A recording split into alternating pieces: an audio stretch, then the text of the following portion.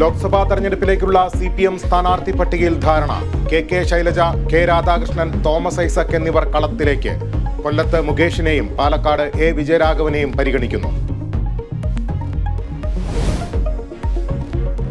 കാട്ടാനാക്രമണത്തിൽ കൊല്ലപ്പെട്ട പോളിന്റെ സംസ്കാരമെന്ന്. പുൽപ്പള്ളിയിൽ നാട്ടുകാരുടെ പ്രതിഷേധം. മന്ത്രിതല സംഘം വയനാട്ടിലേക്ക്. വന്യജീവി ആക്രമണത്തിൽ പ്രതിഷേധിച്ച് ജില്ലയിൽ ഹർത്താൽ.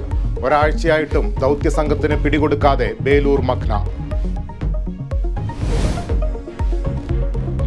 കാസർഗോഡ് അമ്മയെയും ഭാര്യയെയും കൊലപ്പെടുത്തി 62കാരൻ ജീവനൊടുക്കി.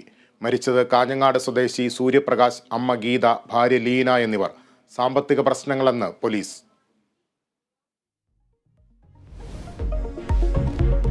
വേനലെത്തും മുൻപേ കേരളത്തിൽ അത്യുഷ്ണം. സംസ്ഥാനത്ത് താപനില ഉയരുന്നു. ആലപ്പുഴ, കോട്ടയം, കോഴിക്കോട്, കണ്ണൂർ ജില്ലകളിൽ യെല്ലോ അലർട്ട്.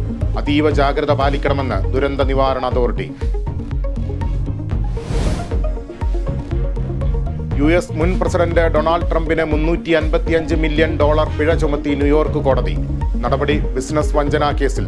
ന്യൂയോർക്കിൽ വായ്പയ്ക്ക് അപേക്ഷിക്കുന്നതിൽ 3 വർഷത്തേക്ക് വിലക്ക്. അപ്പീൽ നൽകുമെന്ന് ട്രംപ്.